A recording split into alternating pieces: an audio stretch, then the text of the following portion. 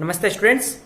आज हम राजनीति विज्ञान शिक्षण शास्त्र में राजनीति विज्ञान का पिछले साल का प्रश्न पत्र सॉल्व करेंगे। राजनीति विज्ञान का जो प्रश्न पत्र है, जैसा कि आपको सब पता है, हमारे पेपर का कोड है 9217। हमारा पेपर है सन 2019 का पेपर है। इसके आज हम पार्ट ए को सॉल्व करेंगे। पार्ट ए को सॉल्व करने से पहले इसके बारे में कुछ सामान्य बात बता दें। राजनीति विज्ञान का प्रश्न पत्र प्रथम वर्ष की तुलना में द्वितीय वर्ष में शॉर्ट हो जाता है। जैसा कि इसमें सिर्फ 3 यूनिट है, तो उस 3 यूनिट के हिसाब से प्रश्न पत्र 2 घंटे का होता है और उस प्रश्न पत्र में 40 मार्क्स के प्रश्न आते हैं। 2 घंटे 40 मार्क्स। उसको पार्ट ए, पार्ट बी और पार्ट सी में डिवाइड किया गया। पार्ट ए 8 नंबर का होता है, पार्ट बी 12 नंबर का होता है और पार्ट सी 20 नंबर का होता है। पार्ट ए के अंदर कुल 4 प्रश्न आते हैं और वो 4 प्रश्न कुल एक प्रश्न 2 अंक का, यानी कि 2 इंटू 1 यानी कि 4 प्रश्न 8 अंक के हो जाते हैं। पार्ट ए की जो शब्द सीमा होती है वो 50 शब्द के अंतर्गत आपको अपने प्रश्नों का उत्तर खत्म करना होता है। इस तरह से वर्ड लिमिट 50 की होती है। तो आज हम पार्ट ए के प्रश्नों को सॉल्व करते हैं। पार्ट ए का जो पहला प्रश्न है, पाठ्यक्रम निर्माण में राजनीति विज्ञान के 5 उद्देश्य लिखिए। हमने शिक्षण के अंतर्गत जो पाठ्यक्रम निर्माण के जो सोपान स्टेप्स को पढ़ा था, उसमें जो पहला स्टेप्स है लक्ष्य एवं उद्देश्य, उसमें उद्देश्य के बारे में पूछा गया है कि उसके 5 उद्देश्य कौन कौन से हैं। तो उन 5 उद्देश्यों में सबसे पहला है सामाजिक उद्देश्य, दूसरा है दार्शनिक उद्देश्य, तीसरा है सांस्कृतिक उद्देश्य, चौथा है राष्ट्रीय उद्देश्य और 5वां है अभिभावक का उद्देश्य।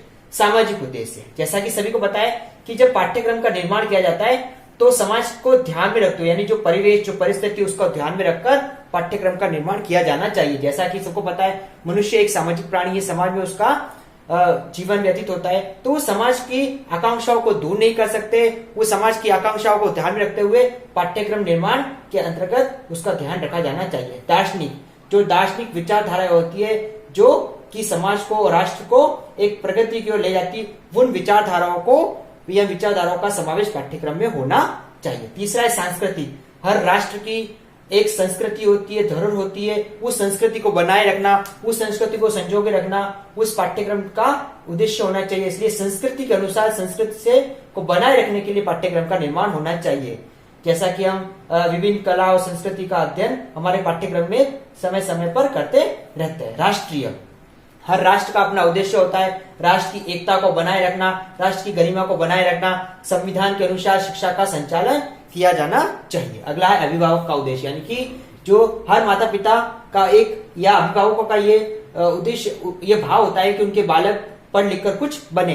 तो अभिभावकों की इन आकांक्षाओं को पूरा करना पाठ्यक्रम का उद्देश्य होना चाहिए, ताकि बालक पढ़ लिख कर कुछ ना कुछ बन सके और उसी जो आकांक्षाओं को पाठ्यक्रम में शामिल किया जाना चाहिए। इस तरह से ये पहले प्रश्न का आंसर है। हमको इसको 50 वर्ड में लिमिट करना है।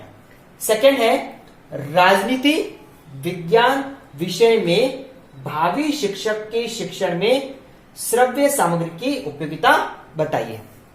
जैसा कि हमने जाना था, जो श्रव्य दृश्य सामग्री होती है, उसमें जो श्रव्य सामग्री है रेडियो और टेप रिकॉर्डर, इसके बारे में हमने अध्ययन किया था कि जो श्रव्य सामग्री, इसकी क्या उपयोगिता है। रेडियो के अपने एक अलग महत्वपूर्ण है।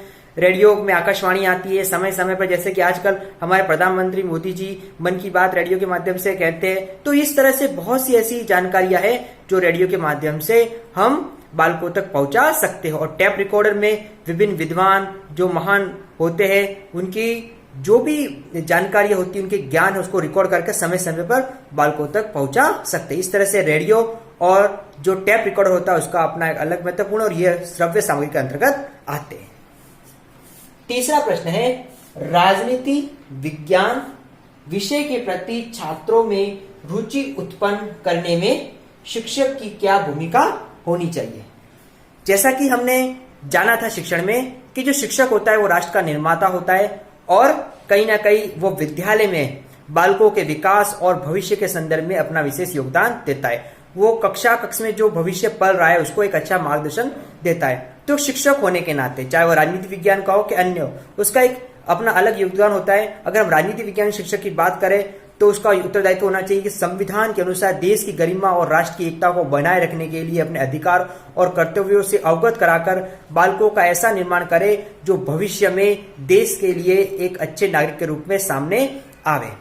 दूसरा, वो कक्षा जो नीरस वातावरण होता है उस वातावरण को दूर करे, रुचिकर वातावरण उत्पन्न करे, एक प्रजातांत्रिक माहौल को ध्यान में रखते हुए ऐसा शिक्षण करवाए जिससे बालकों में शिक्षण के प्रति जिज्ञासा उत्पन्न हो और कहीं ना कहीं शिक्षण के माध्यम से वो अपने आप को आगे बढ़ा सके। इस तरह से अनुशासन को बनाए रखते हुए, कक्षा के नीरस वातावरण को दूर करते हुए, संविधान की गरिमा को बनाए रखते हुए, राष्ट्र की एकता और अधिकार के आधार पर अधिकार और कर्तव्यों को ध्यान में रखते हुए शिक्षण को प्रदान करना, ताकि बालक अपने भविष्य और जीवन के संदर्भ में श्रेष्ठ ज्ञान को प्राप्त कर सके। अगला प्रश्न है, राजनीति विज्ञान शिक्षक के गुण लिखिए। जो राजनीति विज्ञान का जो शिक्षक है वो शिक्षक के गुणों को लिखना है, जैसे कि हमने पढ़ा था पिछली कक्षा में। जैसे कि राजनीति शिक्षक के सामान्य गुण और विशिष्ट गुण, दो तरह के गुण होते हैं, सामान्य गुण और विशिष्ट गुण। सामान्य गुण यानी कि वो जनरल जो गुण होते हैं उनके। सामान्य गुण के अंतर्गत जो उसका चरित्र होता है, उसका स्वास्थ्य होता है, प्रशिक्षण संबंधी योग्यता होती है, अच्छी वाणी होती है, ये सब के सब सामान्य गुण में आता है। तो हर जो शिक्षक होता है उसके अपने अंदर इस तरह के सामान्य गुणों का समावेश करना चाहिए। और विशिष्ट गुण जो विशिष्ट रूप से वो प्रशिक्षण संबंधी योग्यता होती है, पाठ्यक्रम संबंधी ज्ञान होता है, उद्देश्यों का ज्ञान होता है, और कहीं ना कहीं जो शिक्षण के प्रति एक रुचि होती है, निष्ठा होती है, व्यवसाय के प्रति निष्ठा होती है, प्रशिक्षण का उचित ज्ञान होता है। तो ये सभी के सब विशिष्ट गुण में आते हैं और राजनीति विज्ञान शिक्षक होने के नाते हमारे अंदर ये विशिष्ट गुण होने चाहिए। तो शिक्षक होने के नाते जो सामान्य और विशिष्ट इन दोनों गुणों का समावेश शिक्षक के अंतर्गत होना चाहिए। तो आज की कक्षा में हमने पार्ट ए के बारे में जाना कि पार्ट ए में जो अति लघुरात्मक टाइप के क्वेश्चंस आते हैं जिनकी शब्द में 50 होती है, 4 प्रश्न आते हैं, उन 4 प्रश्न के किस तरह से सॉल्व किया जाता है। अब हम अगली कक्षा में पार्ट बी को अध्ययन करेंगे। Thank you. आज का आप लोगों का गृह कार्य है, पाठ्यक्रम निर्माण में राजनीति विज्ञान के 5 उद्देश्य लिखिए। दूसरा, राजनीति विज्ञान विषय में भावी शिक्षक के शिक्षण में श्रव्य सामग्री की उपयोगिता बताइए। तीसरा, राजनीति विज्ञान विषय के प्रति छात्रों में रुचि उत्पन्न करने में शिक्षक की भूमिका क्या होनी चाहिए। और चौथा, राजनीति विज्ञान शिक्षक के गुण लिखिए।